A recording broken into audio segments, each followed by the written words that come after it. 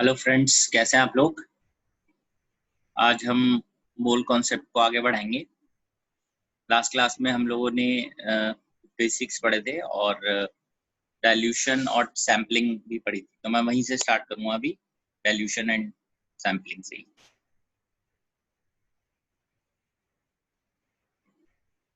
Concept of dilution.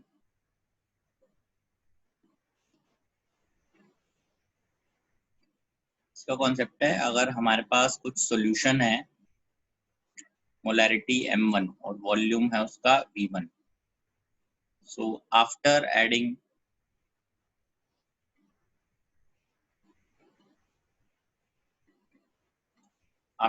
Water, कुछ water add कर दिया हमने इसमें।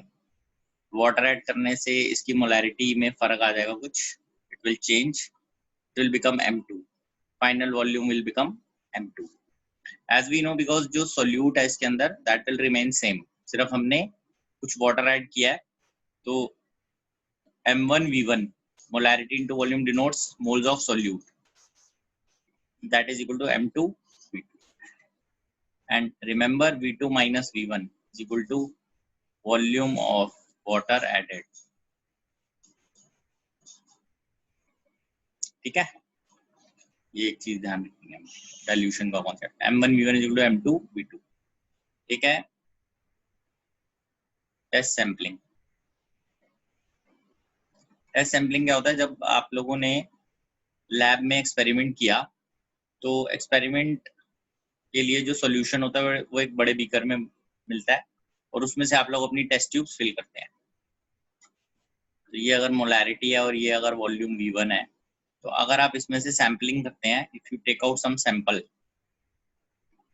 इसमें आप यूट्यूब में सैंपल लेते हैं, ट्यूब में सॉरी, तो इसकी मोलैरिटी तो m2 ही रहती है, बट इसका वॉल्यूम चेंज हो जाता है v2, course v2 will be less than v1। तो हम यहाँ पर इस तरह से इसको डिनोट करते हैं, मोल्स ऑफ सोल्यूट टेकन, जो भी आपने लिया है या सॉल्यूशन जो भी लिया है उसके मोल्स कितने हैं, इट इज m2v2। ठीक है, ओरिजिनल सॉरी इसके अंदर molarity will remain same, molarity same रहेगी। तो मोलैरिटी सेम रहने की वजह से डिफरेंस आपको क्लियर होना चाहिए इसके अंदर, कि जो भी सॉल्यूशन हमने लिया है यहाँ पर उसकी molarity will be same. Molarity मतलब आप टेस्ट से समझ सकते हैं, एक आपने बीकर भर के एक सॉल्यूशन बनाया तो उसमें से अगर एक ग्लास लेंगे तो भी टेस्ट तो सेम ही रहेगा। तो molarity v1 volume v2, moles but अलग होगा उसके अंदर m1 v2, molarity same volume different. और डाइल्यूशन में m1 v1 is equal to m2 v2, ये तरीका है। एक एग्जांपल आप ले सकते हैं, solution of HCl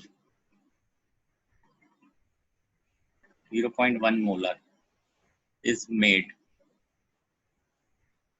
500 ml. Out of this 40 ml is withdrawn.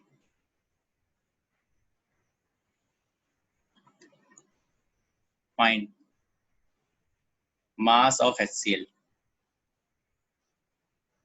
in 40 ml। 40 ml में मास देखना है HCl का कितना है। तरीका ये हो गया इसका कि आपके पास मोलैरिटी दे रखी है और वॉल्यूम भी दे रखा है ना, विड्रॉ कर रहे हैं, जब यहाँ लिखते हैं मिली मोल्स विड्रॉन। मिली मोल्स कैसे पता करते हैं, मिली मोल विड्रॉन या मोलैरिटी इनटू वॉल्यूम। रिमेंबर, अगर मिली आएगा यहाँ पे वर्ड तो इधर वॉल्यूम भी मिलीलीटर में आएगा, अगर इधर मोल्स आएगा तो वॉल्यूम लीटर में आएगा। तो ये हो गया molarity 0.1 into 40, it is 4 millimoles. Therefore तो नंबर ऑफ मोल्स कितने आ गए, ये मिलीमोल्स हैं, तो number of moles will be equal to 4 divided by 1000। Therefore mass of HCl divided by molar mass 36.5, 4 by 1000, so mass of HCl is equal to 36.5 into 4 by 1000 grams। ठीक है, 36.5 into 4 146 by 1000, this is 0.146। ये तरीका होता है करने का। ठीक है, सैम्पलिंग का है ये तो इजी सही है, इसको कर ही सकते हैं। फिर आता है हमारे पास mixture of acids. For example कुछ एसिड्स हैं जिनको मिक्स किया है, जैसे एसिड 1, ठीक है, इसकी मोलैरिटी थी m1 और वॉल्यूम है v1। एसिड 2, इसकी मोलैरिटी है m2, वॉल्यूम है v2। ऐसे बहुत सारे एसिड अगर हमने मिक्स किए हैं तो molarity of mixture that will be m1 v1 m2 v2 divided by v1 plus v2, ऐसे चलता रहेगा। ठीक है, m1 v1 plus m2 v2 by total volume. ठीक है, आगे बढ़ते हैं। अब हम क्वेश्चन देखते हैं।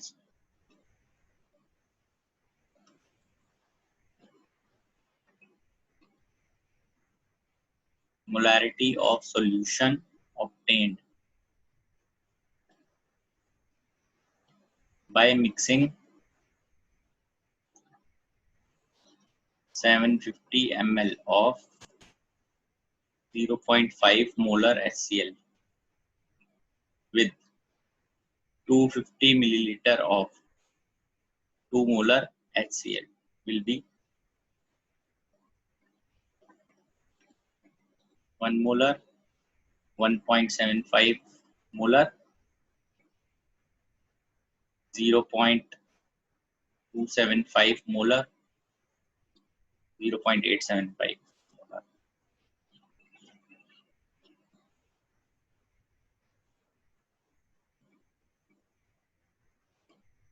तो अभी आप इसको देख सकते हैं एक बार। Mixture m1 v1 same type का एसिड है, m2 v2, v1 plus v2। Check कर लीजिए, molarity 0.5, volume 750, molarity 2, volume 250 upon 750 plus ये फॉर्मूला हमने यूज किया यहाँ पे। ठीक है,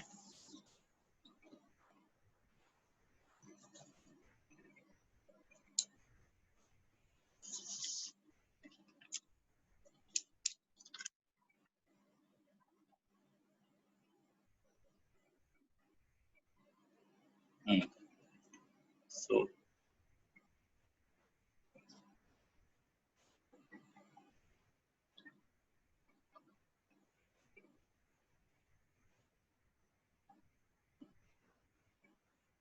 P75 plus 500 by 1000,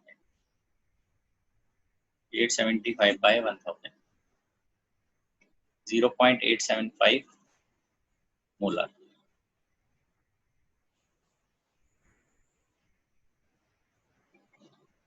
ठीक है, अच्छा एक ना कॉन्सेप्ट है, थोड़ा सा हम ध्यान रखते हैं उसको।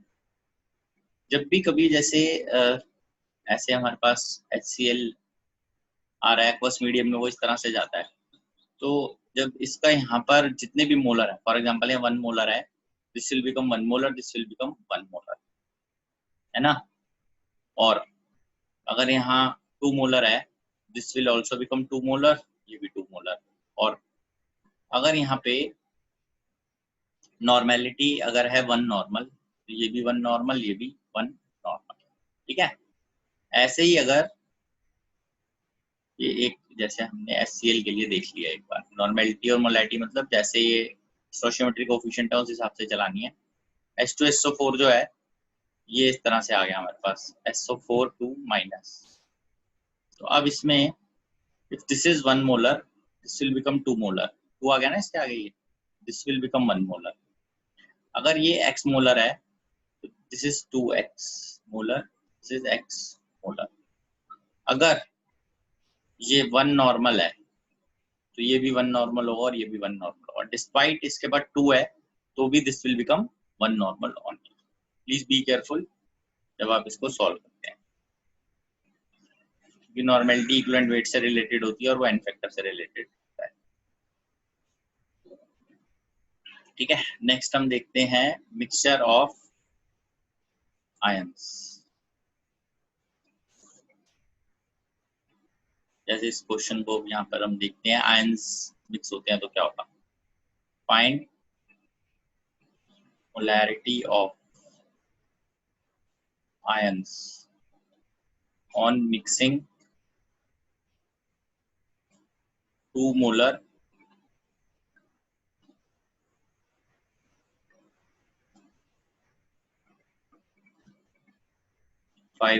ml solution of NaCl and 3 molar 300 ml solution of NaNO3। ठीक है ना, सब्जेक्टिव टाइप की प्रॉब्लम है, देख लेते हैं।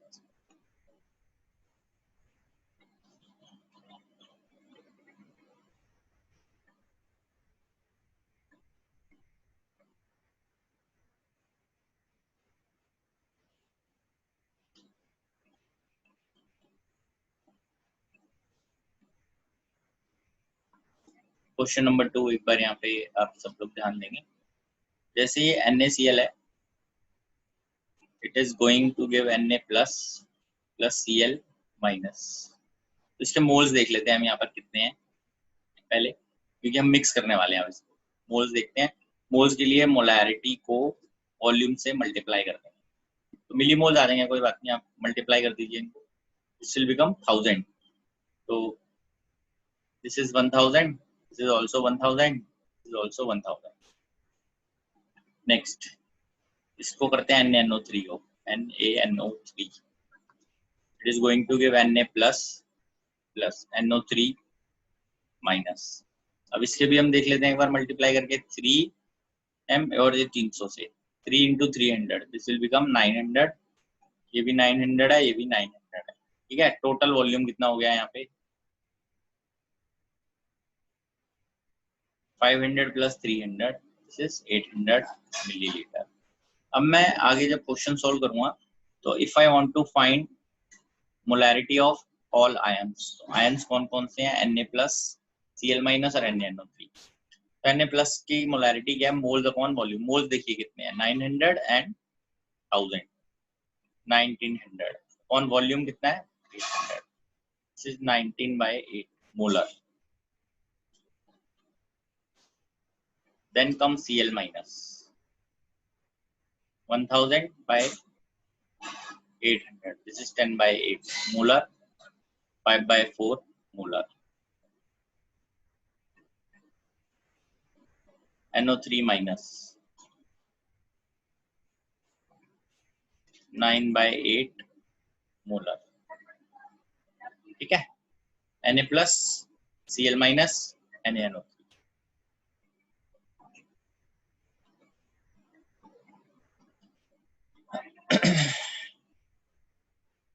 ठीक है बेटा, ये हमारे पास सबकी मोलैरिटी आ गई, total moles upon total volume. और सबसे पहला काम है जब भी मोलैरिटी ऑफ आयंस आप लोग पता करने जा रहे हैं, तो मोस्ट इंपॉर्टेंट थिंग इज कि उसको ब्रेक किया जाए, और जितने मोल्स हैं, मोल्स कैसे निकलेंगे, मोलैरिटी इनटू वॉल्यूम से। मोलैरिटी इनटू वॉल्यूम करेंगे तो मोल्स आ जाएंगे। अगर वॉल्यूम लीटर में होगा तो मोल्स आएंगे, अगर वॉल्यूम मिलीलीटर में होगा तो मिलीमोल्स आएंगे। मिलीमोल्स आ जाएंगे यहाँ पर। फाइनली हम जितने सिमिलर आयंस है, जैसे Na प्लस है, 2 बार है, ऊपर भी है नीचे भी है, तो उसके टोटल मिलीमोल्स ऐड कर देते हैं, दैट विल बिकम 1900, और डिवाइड कर देंगे वॉल्यूम से मिलीलीटर में, तो हमें मोलैरिटी मिल जाएगी नई in solution. This is molarity of ions in solution. ठीक है, ये है हमारे पास। ठीक है बेटा, आगे बढ़ते हैं इसमें। अब एक चीज हम और देखते हैं, आयनिक स्ट्रेंथ।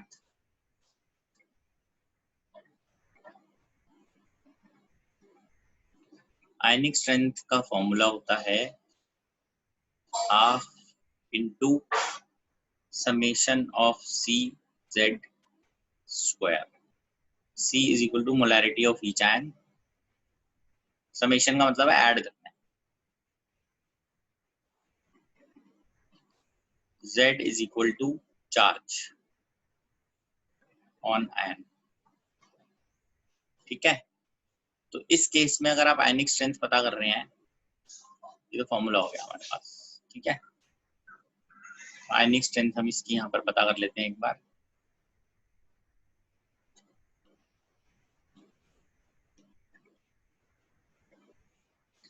देखिए Na+ की कॉन्सेंट्रेशन कितनी है? 19/8. 19/8 और चार्ज है इसका भी 1. 19/8 1 का स्क्वायर प्लस Cl- कितनी है? कॉन्सेंट्रेशन 5/4.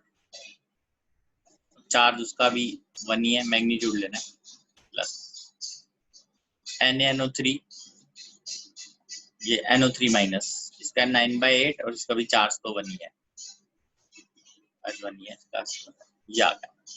ठीक है. तो दिस इज हाफ, नीचे आ गया 8, 19 प्लस 10 प्लस 9, आ गया हाफ.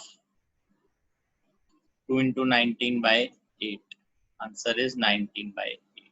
ये आ जाता है हमारे पास. ठीक है. चेक कीजिए बेटा.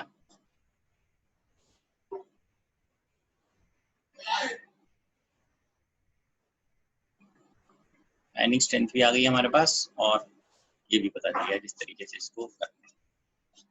आयनिक स्ट्रेंथ थोड़ा ध्यान रखिए, अगर इंडिविजुअल कोई भी हम क्वेश्चन लेते हैं तो उसके अंदर भी आप आयनिक स्ट्रेंथ तो पता कर ही सकते हैं. जैसे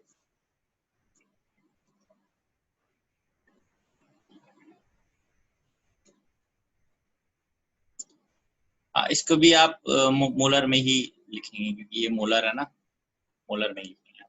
वैसे ऐसे ही पूछते हैं, बट अगर इन केस कभी लिखना है तो मोलर में ही होती है स्ट्रेंथ, आयनिक स्ट्रेंथ.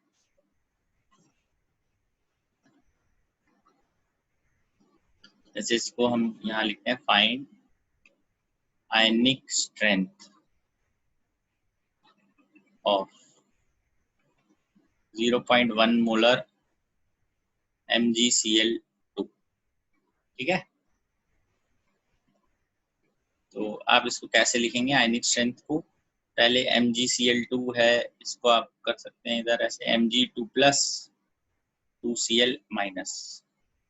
तो हमें ये क्लियर है कि ये 0.1 मोलर है. This is also 0.1 molar, this is 0.2 molar. तो ionic strength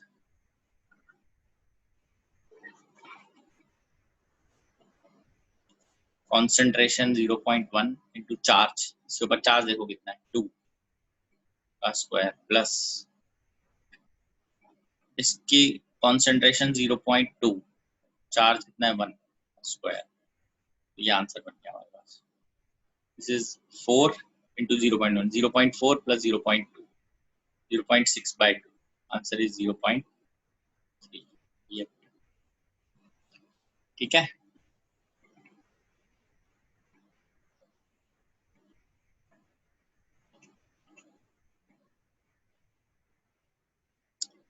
Find concentration of each ion on mixing 0.1 molar 50 ml NaCl, 0.2 molar 400 ml HNO3, 0.3 molar 500 ml H2SO4, 0.1 molar TmL Na2SO4. ठीक है. अभी इसका हमें निकालना है. तरीका तो वही है कि आप NaCl gives Na+ Cl minus HNO3 H plus NO3 minus H2SO4 2H plus SO4 minus Na2SO4 2Na plus SO4 2 minus. अब आपको इसमें NaCl है 0.1 इंटू 50 ml मल्टीप्लाई कर देते हैं, दिस विल बिकम 5 मिलीमोल्स है इसके भी 5 बनेंगे, इसके भी 5। HNO3 में क्या है 0.2 इंटू 400, दिस इज 80, इसके भी 80 होंगे, इसके भी 80 बनेंगे। Third is 500 into 0.3, this is 150, इसके बनेंगे 300, इसके बनेंगे 150। Na2SO4 मल्टीप्लाई करते हैं, this will become 5, this is 10, this is 5, these are all millimoles. So let us see कितने आयन है यहाँ पर। Na plus की कॉन्सेंट्रेशन से हम लोग स्टार्ट कर सकते हैं। Na plus जैसा कि बताया था, Na plus जो है मोल्स मिलीमोल्स कितने हैं 5, टोटल वॉल्यूम देखिए कितना है 500 400 900 प्लस 100 हो गया 1000, तो दिस इज 0.005 मोलर। फिर Cl माइनस और कहीं नहीं है, नहीं Na प्लस सॉरी यहाँ भी था, ध्यान नहीं दिया, Na प्लस 5 और Na प्लस और भी Na प्लस को 5 प्लस 10 15 बाय 1000 0.015 मोलर। फिर आएगा Cl माइनस चेक कीजिए, और नहीं है 5 by 1000 0.005। H plus 80 by 1000 8 by 100 0.08 molar. Sorry फिर से गलत हो गया ये, H प्लस भी ज्यादा थे, H प्लस जो है वो 80 है और 300 है, 380 बाय 1000 0.38 मोलर। फिर है SO4 2 minus sulphate 155 by 1000 0.155 molar. Clear, देख लीजिए आप।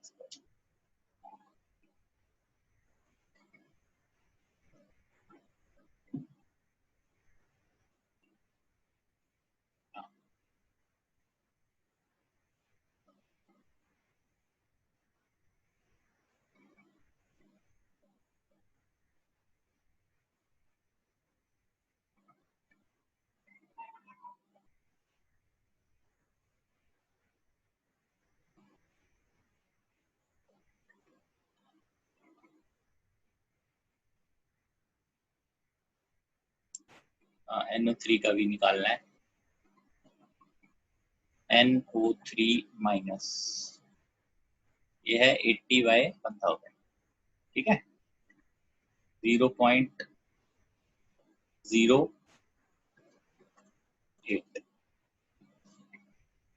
0.08 मोलर हो गए सारे। हाँ ठीक है भाई, ये है तरीका।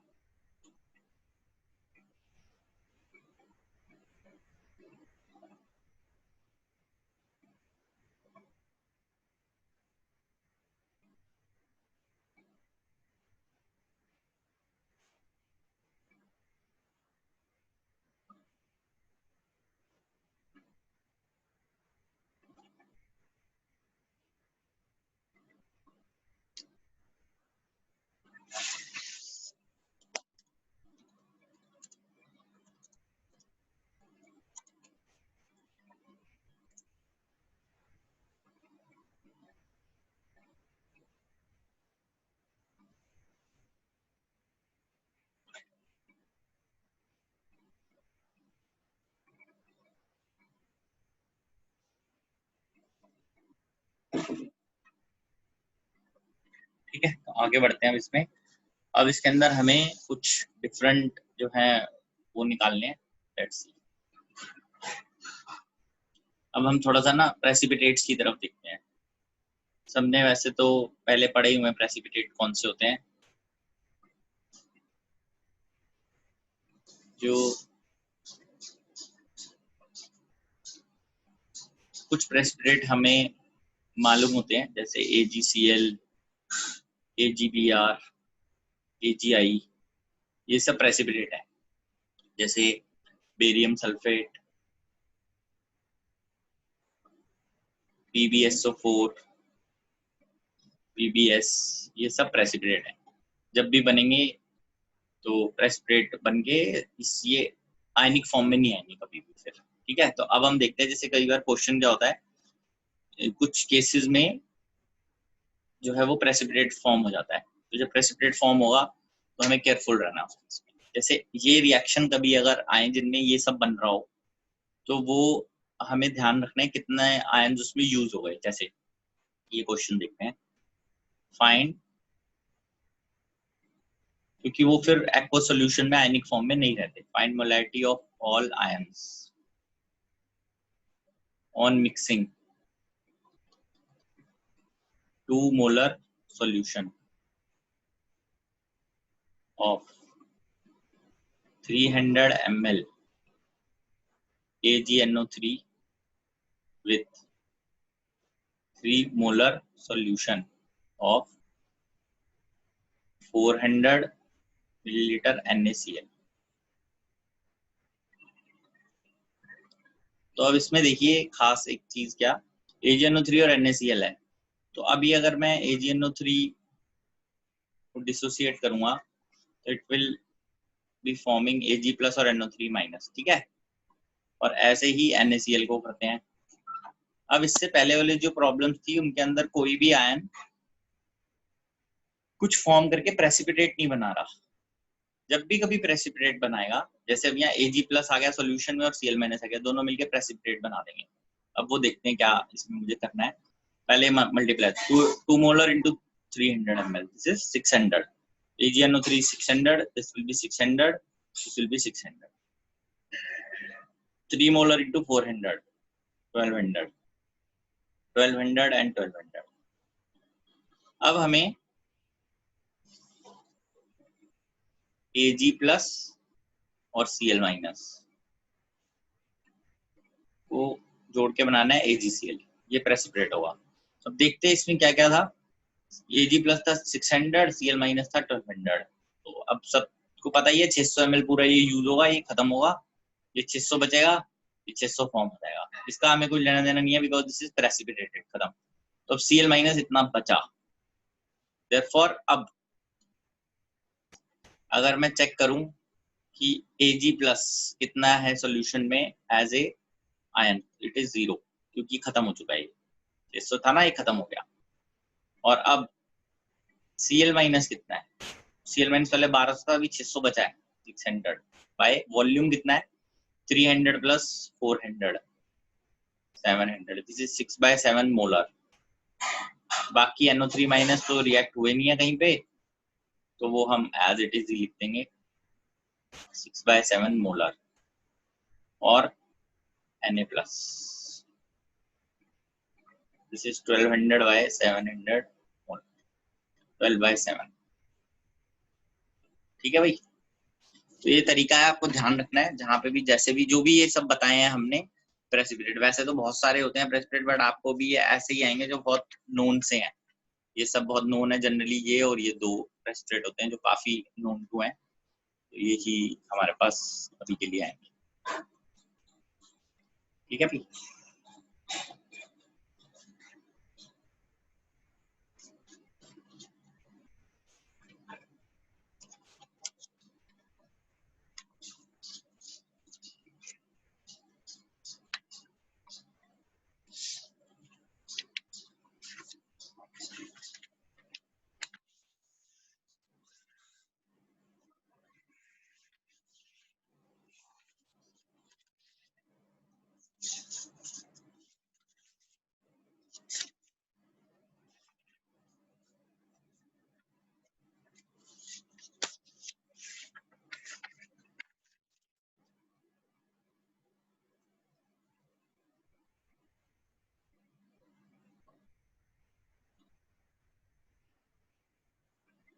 जितना भी प्रेसिपिटेट था वो सारा का सारा बन गया।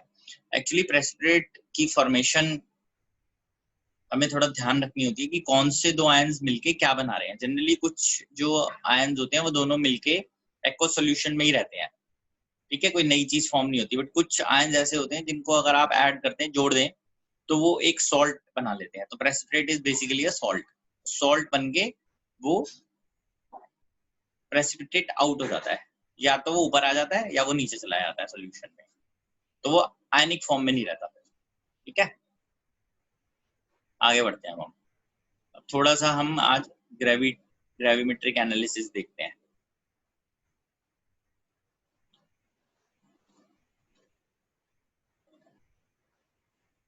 ग्रेविमेट्रिक एनालिसिस हम जब करेंगे तो उससे पहले हमें ना कुछ इंपॉर्टेंट रिएक्शंस अंडरस्टैंड करने हैं, वो हम देख लेते हैं। जैसे जो अल्कली मेटल कार्बोनेट्स है, अल्कली मेटल कार्बोनेट्स का मतलब होता है फर्स्ट ग्रुप के एलिमेंट्स का carbonate. these are stable on heating। Alkali metal मतलब ग्रुप 1 मेटल।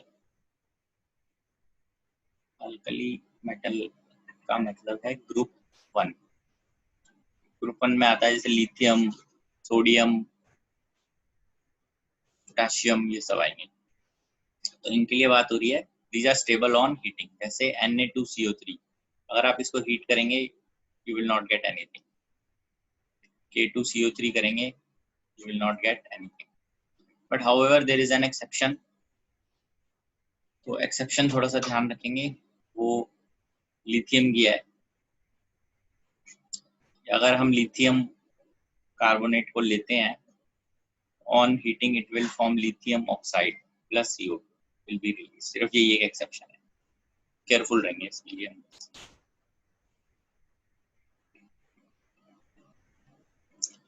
नेक्स्ट ये है alkali metal carbonates.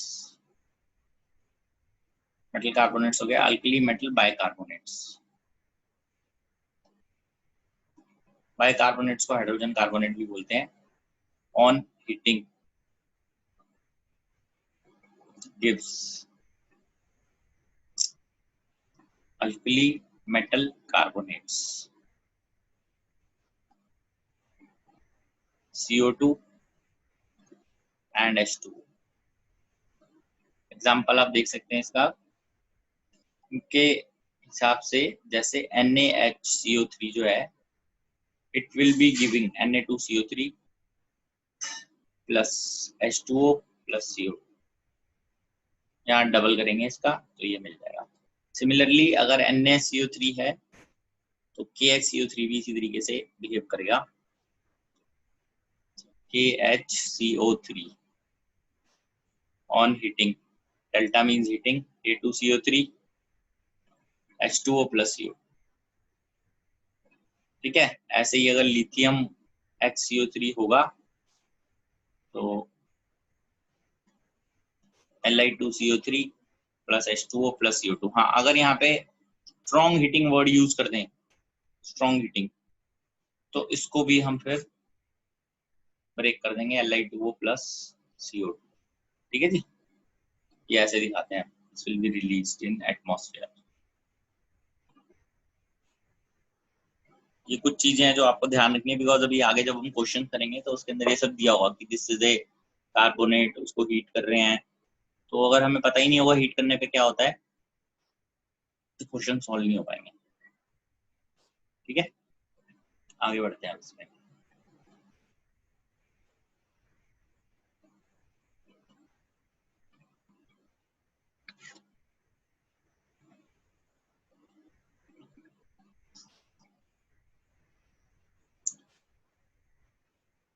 Alkali metal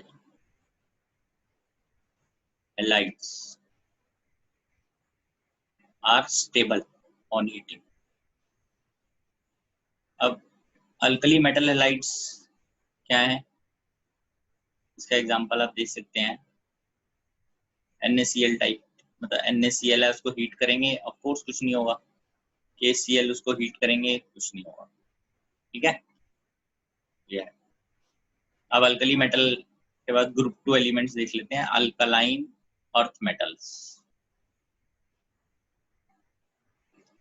alkaline earth metal carbonates on heating give alkaline oxide। अब ये जो है अल्कलाइन अर्थ मेटल, ये है ग्रुप 2 में आता है, कैल्शियम, मैग्नीशियम, बेरियम, ये सब आते हैं इसके अंदर। इसके लिए हम ये देखते हैं इनके example, CaCO3 on heating, MgCO3 magnesium carbonate on heating, barium carbonate on heating, this is CaO plus CO2, this is solid, this will be released, MgO plus CO2 will be released, BaO plus CO2 will be released। ठीक है, ये इसका एक और हो गया। ऐसे ही है अगले, अल्कलाइन अर्थ मेटल बाइकार्बोनेट्स।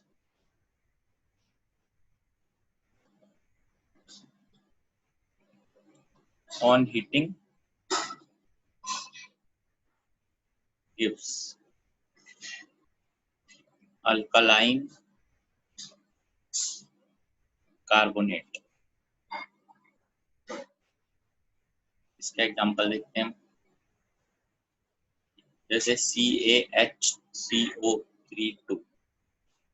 को हीट करने पे ये मिलेगा CaCO3 plus H2O plus CO2। अगर स्ट्रॉन्ग हीटिंग वर्ड यूज हो जाता है, this will also be CO2।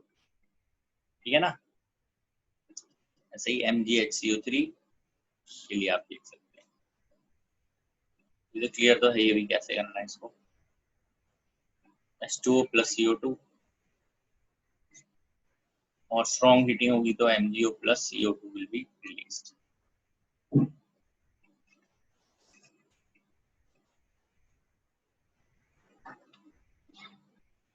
Alkaline earth metal halides.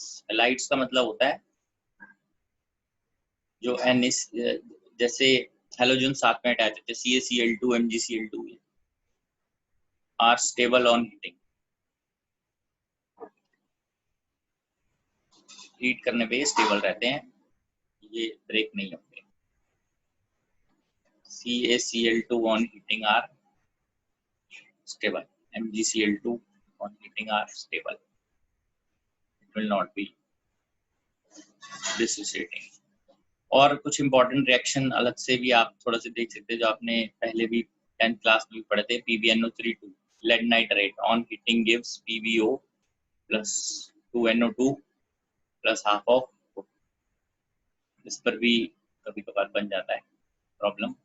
NaNO3 on heating gives NaNO2 plus half O। इसका नाम है सोडियम नाइट्रेट, सोडियम नाइट्रेट।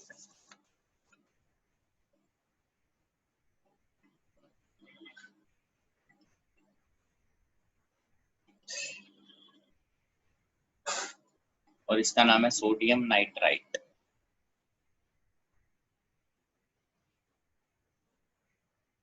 ठीक है, क्वेश्चन किसी भी फॉर्मेट में इनके ऊपर आ सकता है, तो थोड़ा सा केयरफुल होकर करना है।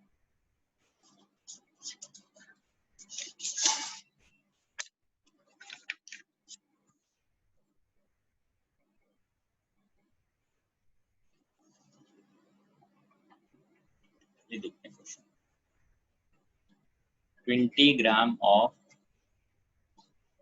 AClO3 on heating give enough oxygen to react completely with hydrogen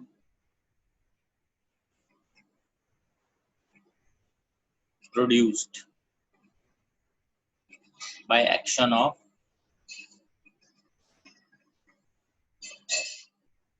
dilute H2SO4 on zinc. Find amount of zinc,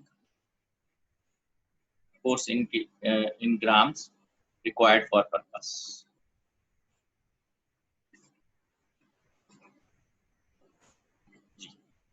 question देख लीजिए आप, फिर हम इस क्वेश्चन को करते हैं।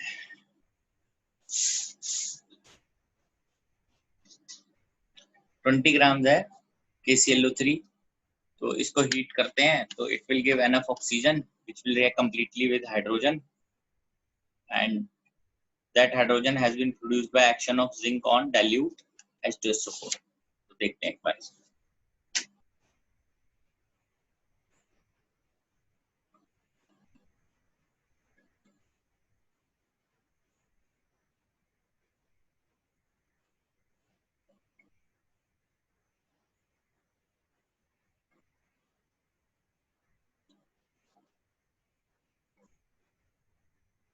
आइए इसको देखते हैं।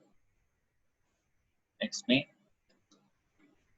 KClO3 ऑन हीटिंग, ये थोड़ा सा ये भी रिएक्शन ध्यान होना चाहिए हमें। KCl प्लस 3/2 O2, ठीक है जी, ये आ रहा है।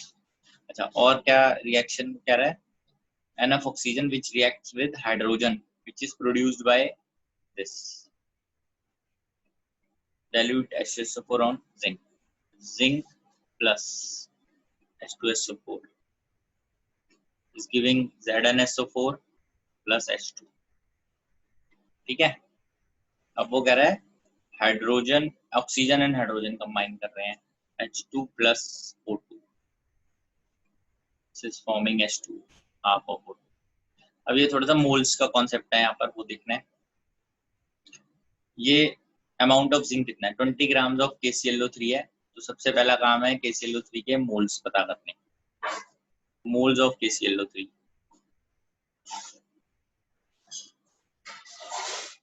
Moles of KClO3 is equal to 20 grams upon इसका मोलर मास। तो मोलर मास है KClO3 का, दैट इज 122.5। ये आप यहाँ पता भी कर सकते हैं अलग से। K की वैल्यू कितनी होती है? 38, 39, और क्लोरीन की 35.5, ऑक्सीजन की 60। तो आप टोटल करेंगे, देखिए कितना बनता है, 39 प्लस 35.5 प्लस 48, दिस इज 122.5। आप चेक भी कर सकते हो, क्या आ गया। तो जितने मोल इसके आएंगे उतने मोल KCl के बनेंगे, और 3/2 टाइम्स मोल O2 के बनेंगे। So therefore moles of O2 formed 3/2 into 20/122.5, ठीक है। ये वैल्यू आ गई 30/122.5। कितने मोल्स बनेंगे O2 के यहाँ पे? ये सारे मोल्स इधर यूज हो रहे हैं हाइड्रोजन के साथ। वैसे हमें जिंक चाहिए, तो जितने मोल जिंक के उतने मोल्स H2 के हैं, जितने मोल्स H2 के हैं उसके आधे मोल्स O2 के हैं। इसका मतलब अगर इसका 1 मोल है तो इसके आधे मोल है, और अगर इसका 1 मोल है तो हाइड्रोजन के कितने बनेंगे? इसके डबल ना। तो moles of H2 reacted with O2, O2 के साथ कितने मोल उसके रिएक्ट कर रहे हैं? डबल कर रहे हैं ना, जितने भी O2 के हैं उसके डबल इसके होंगे। 2 into 30/122.5, this is 60 divided by 122.5। इतने मोल हैं H2 के, इतने H2 के उतने जिंक के। Moles of zinc required 60/122.5, mass of zinc required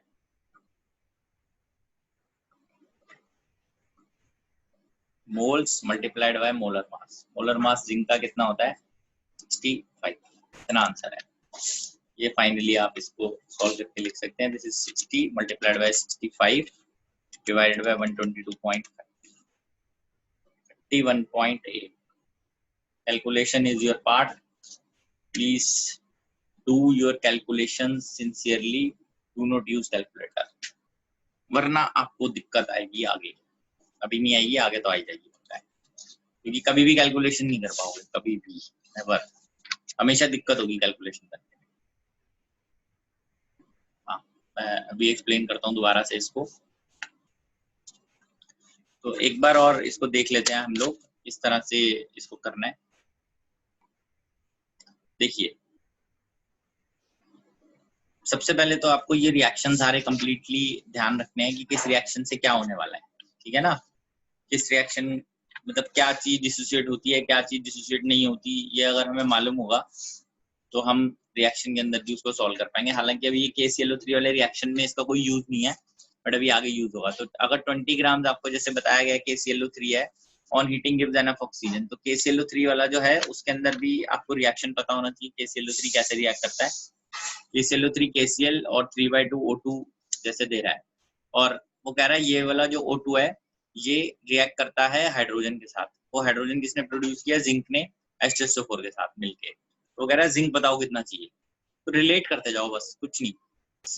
सबसे पहले KClO3 के निकालते हैं मोल्स, 20 ग्राम है और इसका मोलर मास, ये आगे 20/122.5 जितना भी आता है। तो ये जितने भी आ रहा है उतना ही ये प्रोड्यूस हो रहा है, और उसका 3/2 टाइम्स ऑक्सीजन प्रोड्यूस हो रही है। ये ऑक्सीजन प्रोड्यूस हो रही है 3/2 टाइम्स, ठीक है, ये प्रोड्यूस हो गई। अब यहाँ जितनी ये प्रोड्यूस हुई उसके हिसाब से H2 कितना प्रोड्यूस हो रहा है, आप ये देख लो। ये 1 है तो ये हाफ है, तो अगर ये 1 है तो ये डबल है, तो ऑक्सीजन जितना भी है उसका डबल H2 प्रोड्यूस हो रहा है। ये प्रोड्यूस हुआ डबल 60, जितना H2 उतना जिंक है। मोल्स मोल्स करने होते हैं, फाइनली उससे मास निकल आएगा। एक और ऑल्टरनेटिव बता देता हूँ, चलो पूछ लिया तो एक और बताते हैं आपको ऑल्टरनेटिव। देखो, एक और ऑल्टरनेटिव होता है इसका। अब क्या करना है आपको, जैसे ये इक्वेशन, एक इक्वेशन से एक चीज निकालनी है, फिर उसको दूसरी में यूज करना है, फिर उसको तीसरी में यूज करके एक चीज निकालनी है। तो हम एक काम करते हैं, जैसे यहाँ से आप फर्स्ट इक्वेशन से देखो, KClO3 क्लियर था, 3/2 O2, KClO3 is giving on heating KCl 3/2 O2। अब मैं ना किसी भी तरीके से यहाँ पे 3/2 O2 करूंगा, मतलब H2 plus O2 is giving H2O। ये इक्वेशन मुझे दी हुई है, तो मैं इसको 3 से मल्टीप्लाई करूंगा, ये आएगा 3, ठीक है, ये आ गया मेरे पास। अब नेक्स्ट, फिर ये है zinc plus H2SO4 is giving ZnSO4 plus H2। जो भी कनेक्टर पार्ट है ना उसको सेम करते जाओ। जैसे KClO3 से O2 मिला, O2 यहाँ यूज हो रहा है, तो O2 यहाँ पे कनेक्ट कैसे करूंगा, जब मैं उसको 3/2 सेम ले लूंगा। तो मैंने 3/2 सेम ले लिया O2 को, तो H2 आ गया 3। अब मेरे को H2 भी 3 करना है, तो मैं इसको 3 से मल्टीप्लाई कर दूंगा यहाँ पे, जितना इसके आगे आया हुआ है, ठीक है। अब इन सबको कर दो ऐड। जैसे ही मैं ऐड करूंगा तो मेरे को ये मिलेगा KClO3 प्लस 3H2 यहाँ कैंसिल हो जाएगा, 3/2 यहाँ कैंसिल होगा, ये 3 जिंक। मेरे को बेसिकली जिंक की तो चाहिए, बाकी सब तो चलो लिखना है तो लिख दो। या आपको एक ट्रिक बता रहा हूँ कैलकुलेशन करने की। तो आपको सिंपली यहाँ से एक चीज पता चल गई कि इसके अगर मोल्स ए हैं तो जिंक के कितने हैं, 3 है। Moles of zinc 3 times A, 3 times into इसके कितने निकले थे, 20, 122.5 मास आ जाएगा यहाँ से, मास ऑफ जिंक। अच्छा, कई बच्चों को ये वाला मेथड लगता है बहुत इजी, अरे 2 ही लाइन में हो गया, वो 2 लाइन में मैंने करा है, ठीक है, ध्यान रखना। तुम्हें तो दिमाग लगाना पड़ेगा ना कैसे क्या करना है, तो अगर कॉन्फिडेंट हो तो जरूर करो यूज, ठीक है। बताइए, अभी कोई डाउट है तो आगे बढ़ेंगे फिर।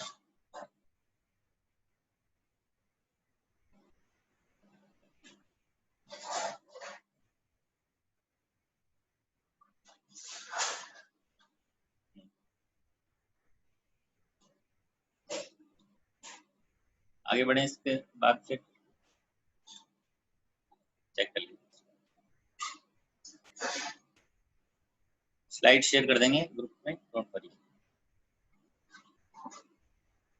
अब बताइए क्या डाउट है ऑल्टरनेटिव मेथड में। सबसे पहले फर्स्ट लिखा मैंने ये, फिर जो O2 के आगे है 3/2 वही मुझे जहां नेक्स्ट O2 कनेक्ट हो रहा है वैसे ही बनाना है 3/2, उससे क्या 3 से मल्टीप्लाई कर दिया।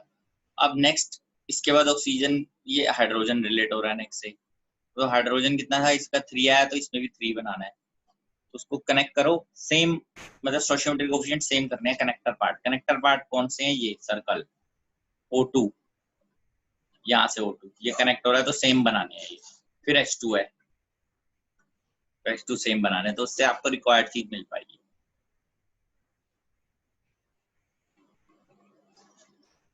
बताइए अभी क्लियर है, आगे बढ़ूं मैं।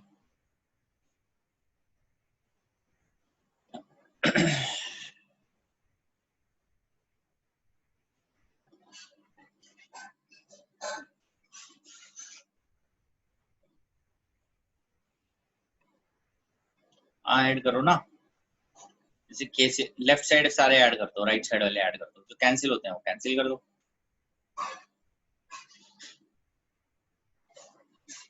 अरे लिखो लिखो, O2 कैंसिल हो गया ना, राइट साइड में 3/2 O2 आएगा, लेफ्ट में भी आएगा, it will cancel out.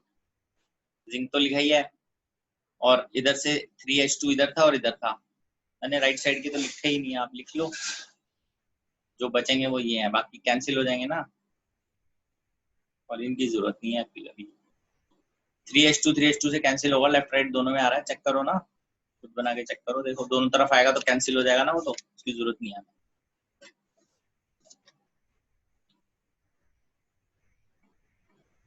Okay आगे बढ़ते हैं, नेक्स्ट क्वेश्चन लिखते हैं, देखते हैं।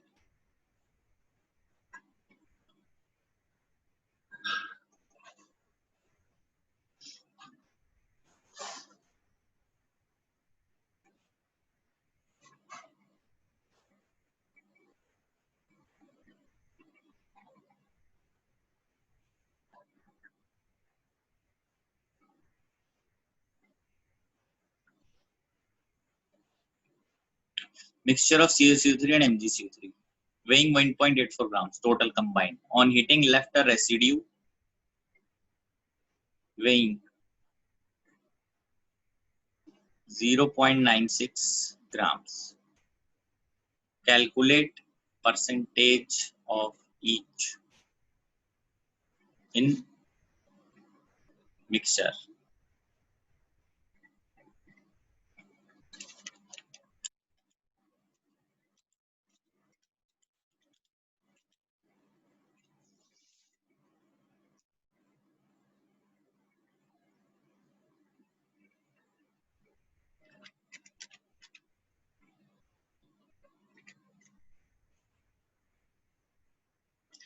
तो ये इस तरह से आएगा,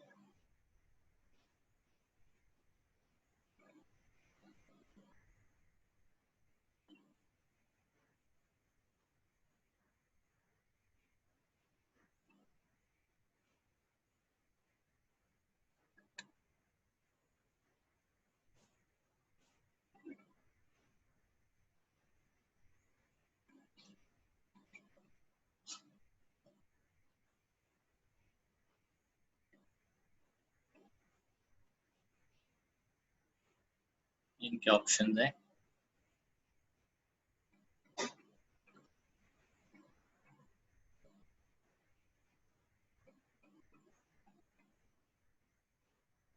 ठीक है,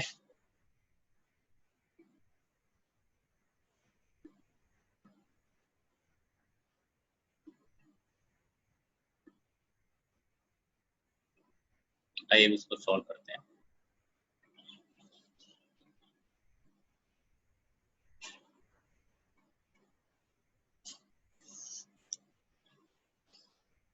कॉन्सेप्ट बस समझना है इसको, कैसे क्या चीज बनती है। जैसे फॉर एग्जांपल मैंने CaCO3 लिया, उसको हीट किया, अब मुझे मालूम होना चाहिए हीट करने पे क्या मिलेगा, इसीलिए ये पीछे बताया था कि CaCO3 देखो हीट करेंगे तो क्या मिलेगा, CO plus CO2, CaO solid plus CO2, this will escape. Similarly, MgCO3 on heating will give MgO plus CO2. It will escape. ठीक है बेटा. अब वो जो समझा रहा है वहां पे वो ये है कि ये दोनों टोटल जो है दैट इज 1.84 ग्राम है. ये दोनों टोटल 0.96 ग्राम है. ठीक है जी. तो अब स्टार्ट कैसे कर सकते हैं इसको. There is a method. Start करते हैं. CaCO3 जो है वो ले लेते हैं x ग्राम्स. MgCO3 जो है वो ले लेते हैं 1.84 minus x grams.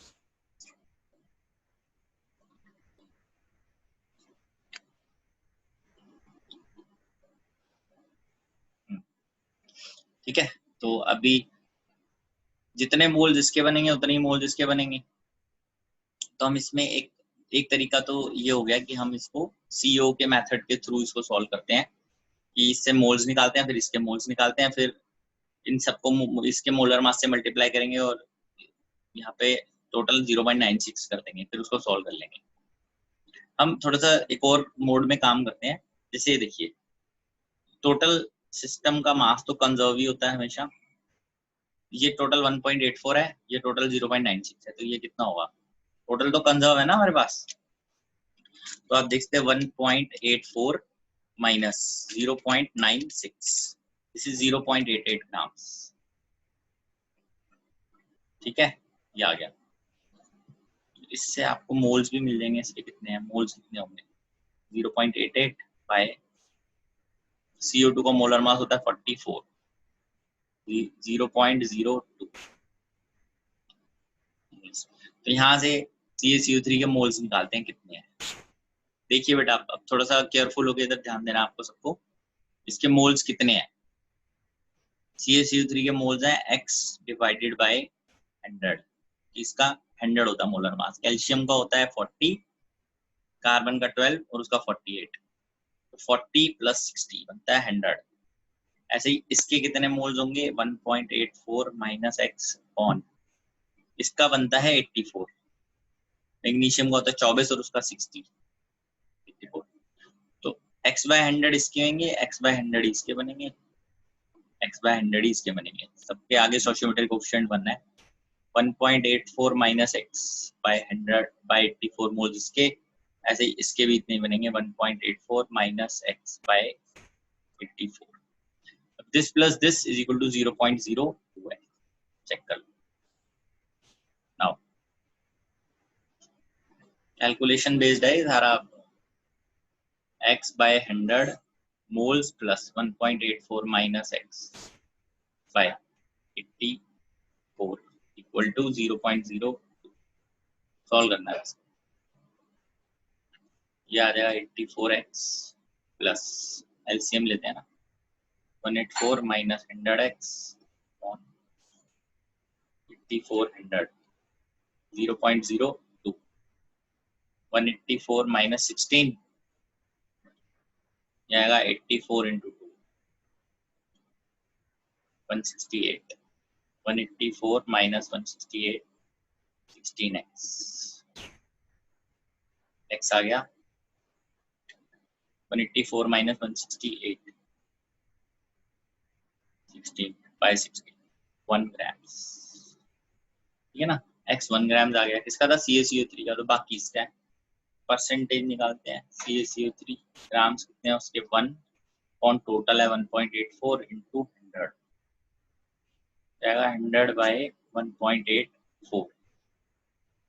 100 bye 1.84 54.34 answer आ गया हमारे पास.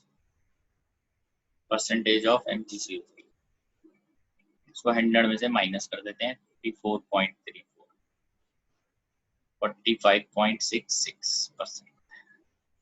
ठीक है, देख लीजिए.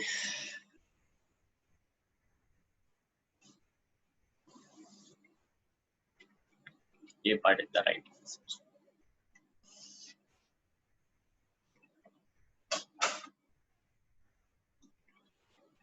प्लीज चेक कर लीजिए इसको।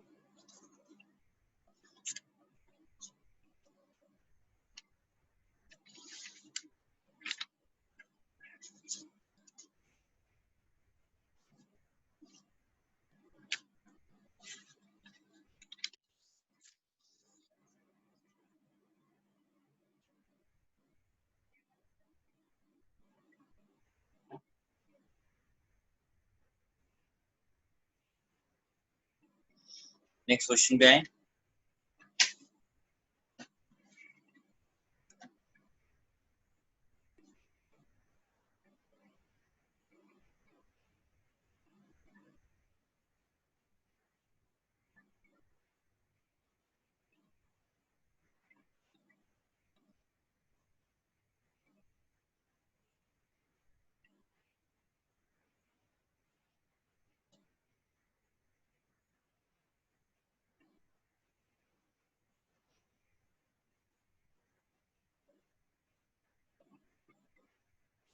आगे बढ़ते हैं नेक्स्ट पे। किसी को प्रीवियस स्लाइड्स देखनी है तो बता दीजिएगा, वैसे मैं उसको शेयर कर दूंगा ग्रुप में। The percentage loss in weight after heating a pure sample of potassium chlorate is molar mass 122.5।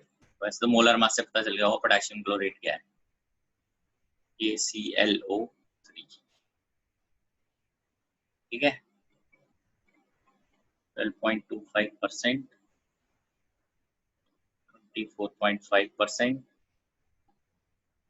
39.18%, 49%। देखते हैं जरा क्या आंसर इसमें आता है हमारे पास। कैसे इसको हम करेंगे?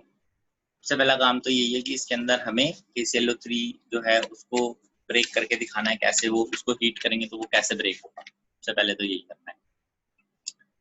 KClO3 on heating gives KCl plus O2 which is 3/2। तो ऑफ कोर्स अगर मैं परसेंटेज क्योंकि मुझे पता करनी है तो मैं 100 के स्केल पे ही करूंगा क्वेश्चन को सॉल्व। तो I will take this as 100 grams. ठीक है, तो जितने इसके मोल्स हैं, लेट, ऐसे यहाँ से आप स्टार्ट भी कर सकते हो, लेट 100 ग्राम्स ऑफ KClO3 भी टेकन।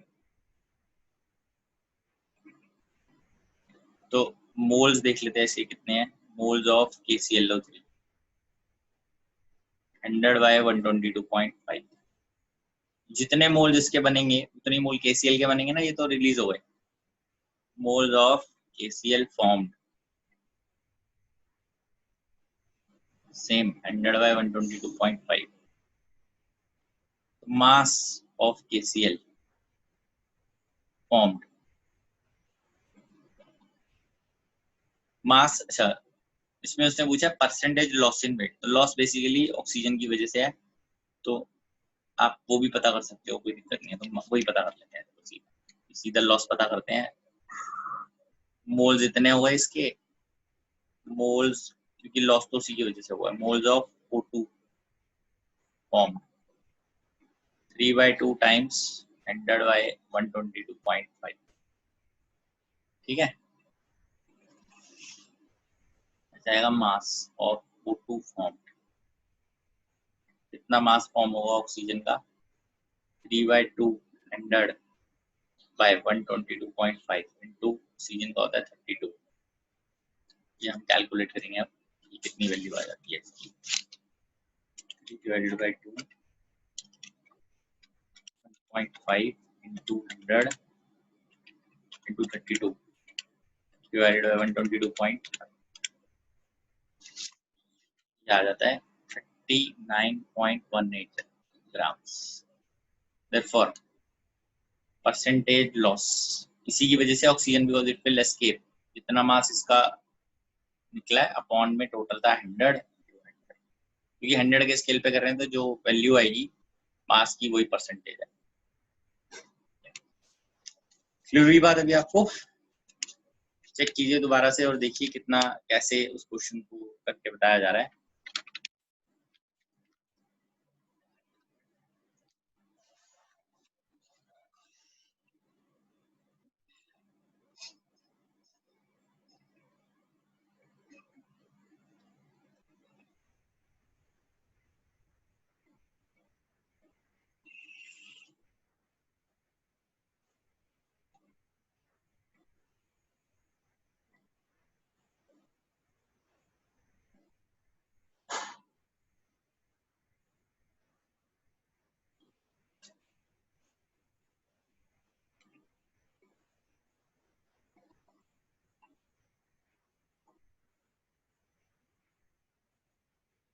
क्लियर है बेटा सबको ये अभी तक?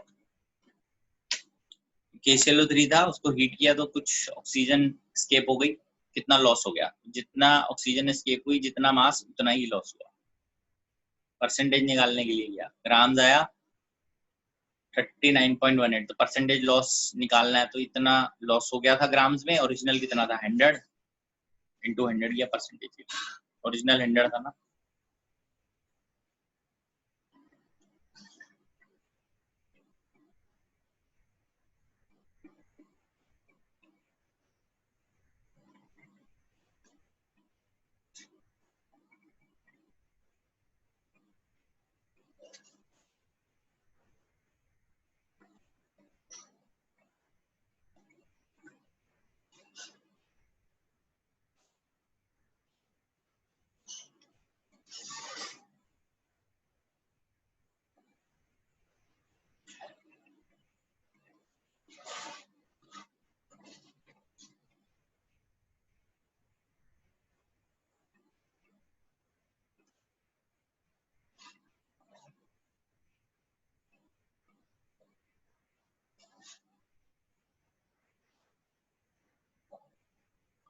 अभी क्वेश्चन है 10 ग्राम ऑफ मिक्सचर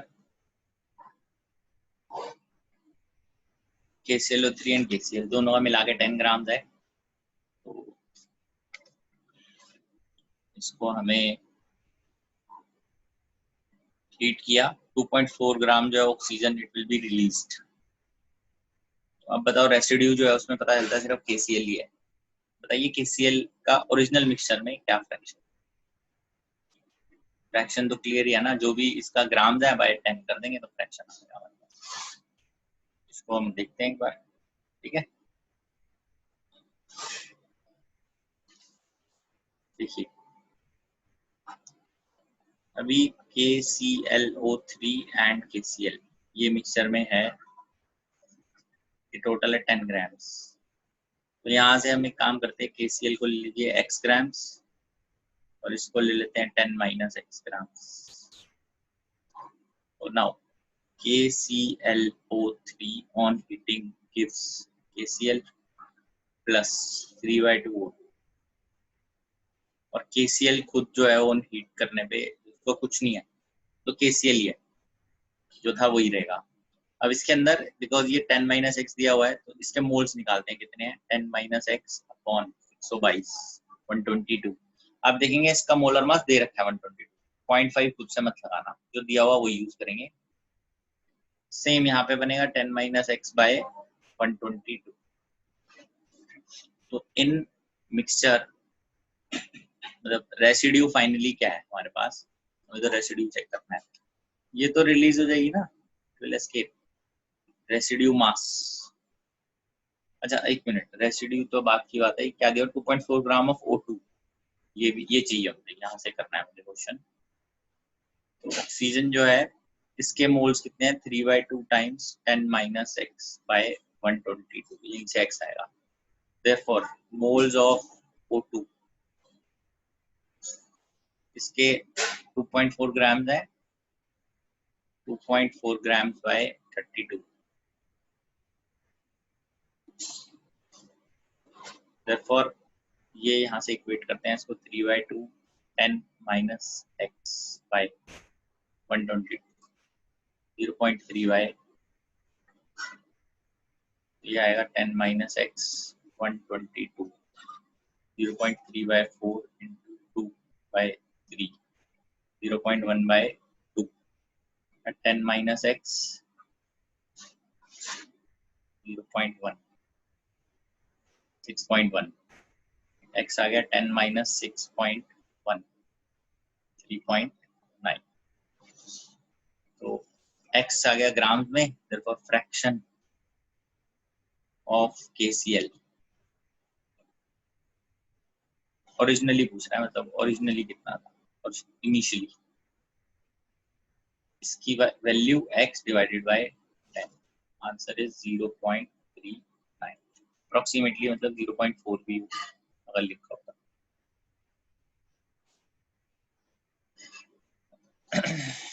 चेक कीजिए बेटा इसको और बताइए क्वेश्चन क्लियर है इसका सॉल्यूशन क्लियर होना चाहिए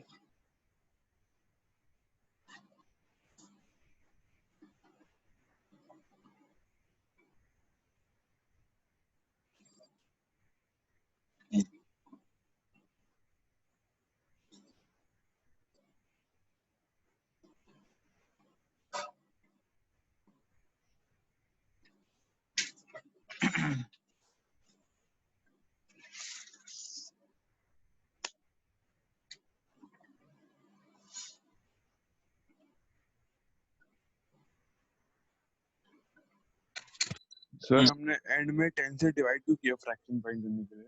फ्रैक्शन 1 से कम नहीं होता तो 10 से क्यों किया? ओरिजिनल 10 है ना अच्छा ठीक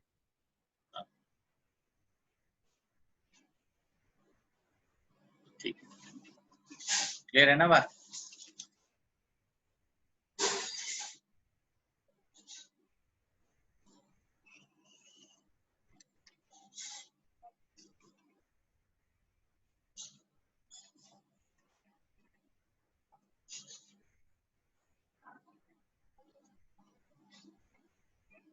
ये देखते हैं next question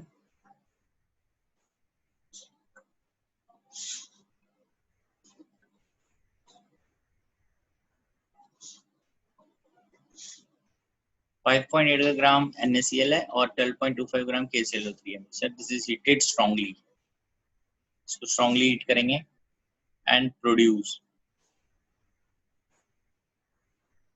KClO4 and KCl ये ध्यान रखना NaCl कुछ नहीं करता हीट करने पे सब कुछ यही कर रहा है अभी तो ठीक है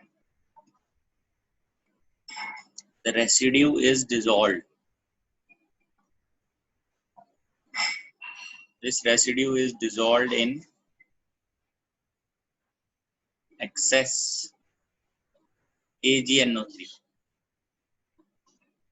the mass of white precipitate is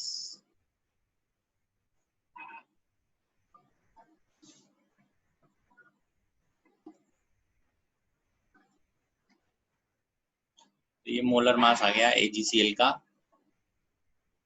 ये 143.5 ग्राम पर मोल ये दिया हुआ ठीक है इसको यूज करके आपको ये बताना है 28.7 ग्राम्स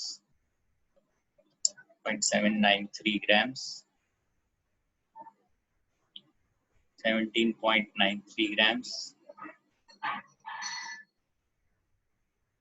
7.15 grams ठीक है जी आइए इस क्वेश्चन को देखते हैं NaCl है और KClO3 है मिक्सचर है इसका 5.85 है इसका 12.25 है इसको स्ट्रांगली हीट करेंगे तो NaCl तो आपको बताइए हीट करने के बाद भी इसका कुछ नहीं होगा ये NaCl ही रहेगा ये जो है KClO3 इसको हीट किया तो ये बनाता है KClO4 प्लस KCl इसको मैं यहाँ मल्टीप्लाई करता हूँ इसको बैलेंस करता हूँ सबसे पहले बैलेंसिंग जरूरी है या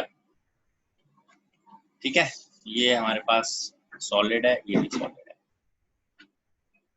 अब इम्पोर्टेंट बात ये है इसके अंदर कि जो KCl है KClO3 है ना इट विल नॉट बेसिकली ये क्योंकि उन्होंने रेसिड्यू को डिसॉल्व करा है GNO3 में तो ये आयनिक फॉर्म में नहीं आएगा इसमें KCl आएगा आयनिक फॉर्म में ये नहीं आता तो ये इंपॉर्टेंट चीज थी इसके अंदर KClO4 जो है it will not break into ions KClO4 ठीक है तो KCl से सिर्फ आएंगे हमारे पास जो Cl माइनस आयन जब वो सिर्फ इसी से आएंगे। तो हम यहाँ से इसको स्टार्ट करते हैं। सबसे पहला काम है मोल्स ऑफ KClO3। ये है 12.25 ऑन 122.5।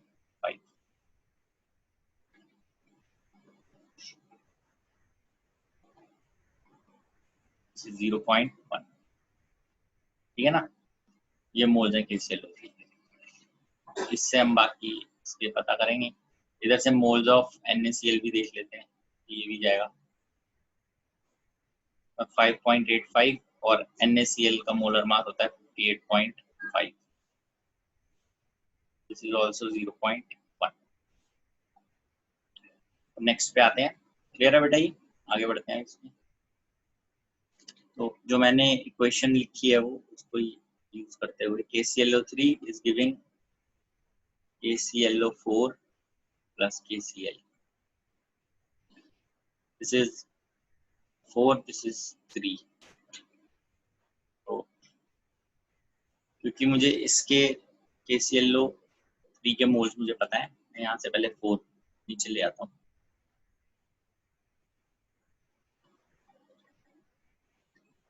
तो आप देखेंगे इसके 0.1 है, इसके 0.3/4 बनेंगे, इसके 0.1/4। Therefore, moles of KCl form 0.1/4। अब इसमें एक इम्पोर्टेंट नोट है that only KCl and NaCl react with AgNO3। Basically ये आयनिक फॉर्म में आते हैं, वो नहीं आते KClO4 KClO3 KClO4 तो नहीं इसमें आता। यही इसकी की यही है क्वेश्चन की, इसलिए इसके हिसाब से हम देखेंगे कि AgNO3 जो है उसने क्वेश्चन में क्या पूछा हुआ था, व्हाइट प्रेसिपिटेट बताना है कितना बन रहा है, मतलब AgCl कितना बन रहा है। तो आप ये देखिए KCl जो है it will break into K+Cl- ions, और ऐसे ही NaCl जो है it will also break into Na+ and Cl-। तो आप देखेंगे ये कितना कितना फॉर्म हो रहा है। ये 0.1 था, ये भी 0.1 है, ये भी 0.1 है, 0.1 था, ये 0.1 बना, ये भी 0.1 बना। हाँ, NaCl और उसका दोनों का आ गया हमारे पास 0.KCl कितना होता है 0.1/4 था, सॉरी। तो ये ऐसे फॉर्म हुआ। Therefore टोटल कॉन्सेंट्रेशन कितनी है Cl- की 0.1/4 प्लस 0.1 0.1 प्लस 0.4/4 0.5/, ठीक है। अभी हम क्या करेंगे,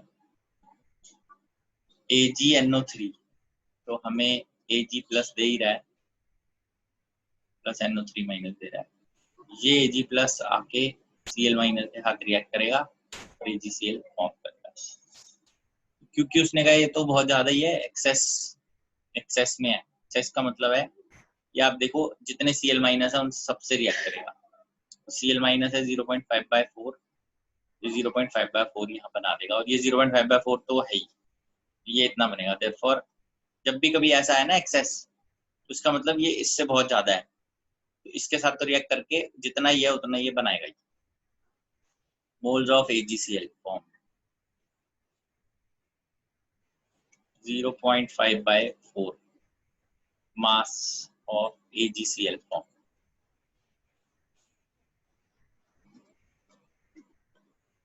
into 143.5 नहीं था ना, 143.5। इसको कैलकुलेट कर लेते हैं हम। 143.5 into 0.5 divided by this is 17.93 grams, ठीक है। ये आ गया सी पार्ट, ये है हमारे पास। चेक कर लीजिए ये क्वेश्चन, यहाँ पर चेक कीजिए इसको। किसी को कोई डाउट है तो बताइए इसके बाद।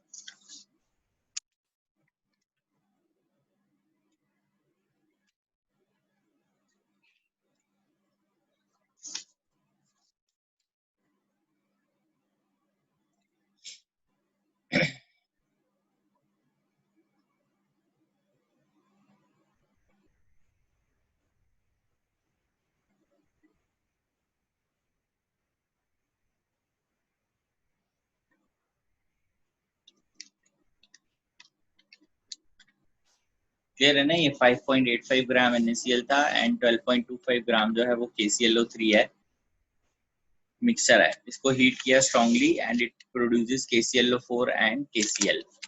तो ये ध्यान रखना है आपको कि ये KClO3 जो है वो KClO4 बना रहा है और KCl बनाएगा हीट करने के बाद। दोनों में ये जा सकता है, तो जैसा जहां दिया होगा उस हिसाब से हम देखेंगे स्ट्रांगली हीट करने के ऊपर क्या प्रोड्यूस करता है। तो रेसिड्यू जो है that is dissolved in excess of AgNO3, तो मास बताना है कि कितना जो है उसका प्रोड्यूस हो रहा है। ठीक है,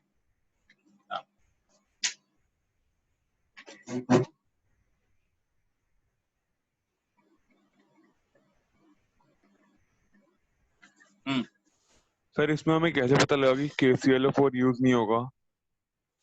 एक्चुअली ये थोड़ा ध्यान रखना पड़ेगा पहले से। वो आयनिक फॉर्म में, मतलब एक्वस सॉल्यूशन के अंदर वो आयनिक फॉर्म में नहीं जाता। जो अच्छा। KClO4 होता है वो तो चला जाएगा, जो KCl है वो ब्रेक हो जाएगा, बट वो ब्रेक नहीं होगा आयनिक फॉर्म में। तो सर ये बाकी क्वेश्चन में कैसे पता चलेगा कि कौन से में ब्रेक होगा कौन से में नहीं होगा? जिनों में बता रहे हैं अभी उसी का ध्यान रखो यार, अच्छा ठीक। सारे सबका ध्यान थोड़ी रख सकते हैं। ठीक है, ठीक है, क्लियर है? अभी ये एक लास्ट टॉपिक है, उसको कवर कर लेते हैं, देखते हैं। इसके बाद फिर नेक्स्ट में ही करेंगे। ठीक है, ओलियम। ओलियम क्या है? इसको बोलते हैं फ्यूमिंग H2SO4। ध्यान दीजिए इसकी तरफ। ओलियम का फॉर्मूला होता है H2S2O7। बेसिकली जो ओलियम है, नॉर्मल जो H2SO4 है उसको स्टोर नहीं कर सकते आप, तो कमर्शियली उसको स्टोर करने के लिए हम उसमें से सल्फर ट्राइऑक्साइड गैस पास करते हैं, जिससे कि वो ओलियम की फॉर्म में आ जाता है, और ऐसे हम इसको कमर्शियल पर्पस में स्टोर कर सकते हैं। टू रिट्रीव, वापस अगर मुझे इसको लेके आना है H2SO4 को, तो मैं क्या करूंगा? तो तब हम H2S2O7 में वाटर मिक्स करते हैं 1 मोल, तो हमें 2 मोल H2SO4 मिल जाता है। 1 मोल तो ऑलरेडी था इसमें, दूसरा ये SO3 के साथ वाटर रिएक्ट करता है और एक और H2SO4 बना देता है। तो ये बेसिकली ओलियम इसको बोलते हैं। अब हम बेसिकली ना लेबलिंग ध्यान रखते हैं, लेबलिंग ऑफ ओलियम। जब आप ओलियम की बॉटल लेने जाते हो तो उस पर एक लेबलिंग होती है। वो क्या होता है? जैसे ये बॉटल है, ठीक है, इसके ऊपर जैसे लेबलिंग लिखी होती है 108%, ये हमेशा 100 से ज्यादा लेबलिंग होती है। इसका मतलब होता है, it means 108% means that 100 grams of oleum will give 108 grams of H2SO4 on reaction with H2। ठीक है, वाटर के साथ रिएक्ट करने पे ये देगा, ये लेबलिंग इसका मतलब है। तो इस पे क्वेश्चन बनते हैं इस टाइप से, ये देखते हैं जरा। Find percentage of free SO3 in a sample of oleum labeled as 109%। तो ऐसे क्वेश्चन में मतलब किस टाइप से हम लोग इसको सॉल्व करेंगे वो देखते हैं। मतलब क्योंकि ओलियम के अंदर 2 चीजें है ना, एक तो H2SO4 है ही और एक SO3 है। तो ये SO3 वगैरह कितने परसेंट है? अगर ये ओलियम की लेबलिंग 109% दे रखी है तो यहाँ से स्टार्ट करते हैं। Let oleum be 100 grams, 100 gram oleum ले लो।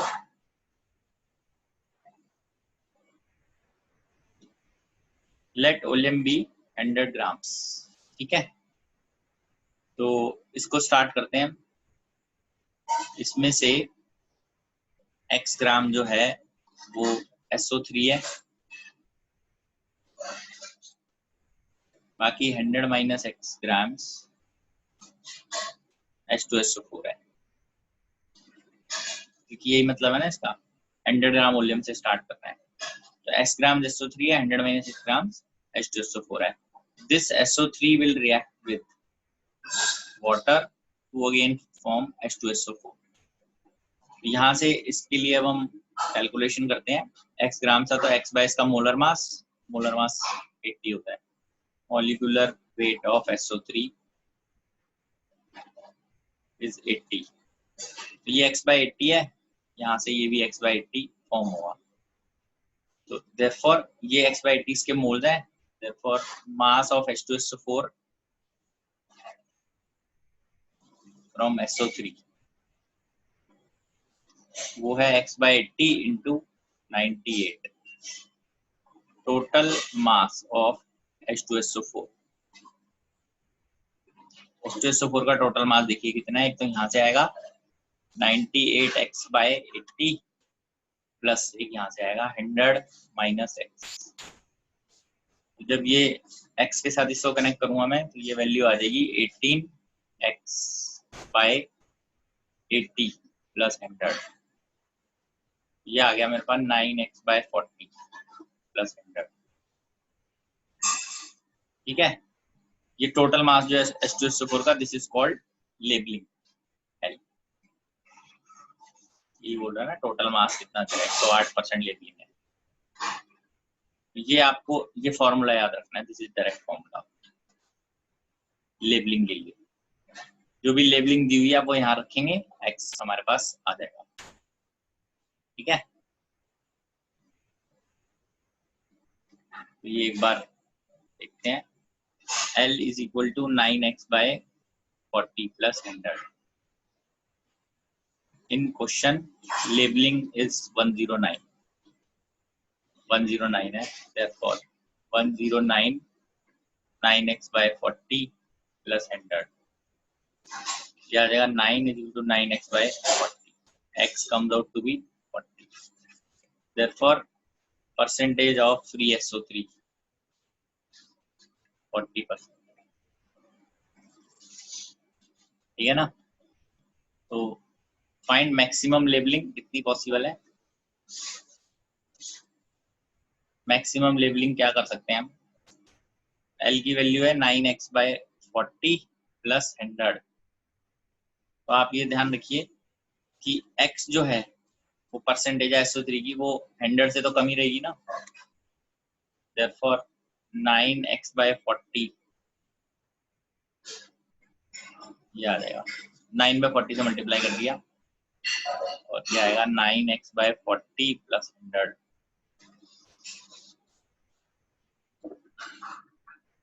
प्लस 100। ये वैल्यू क्या होती है labelling, this is always 90 by 4 plus 100 45 by 2 plus 100। Labelling is always 122.5 से कम, हमेशा इससे कम ही आएगी लेबलिंग।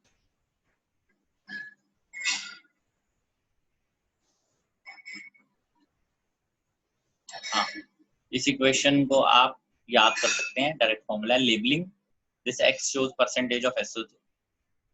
अगर आप x की वैल्यू 40 रखेंगे तो 40 डायरेक्ट परसेंटेज है।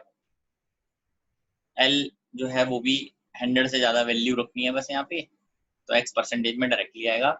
x परसेंटेज रखोगे तो लेबलिंग है ना। For example find labelling of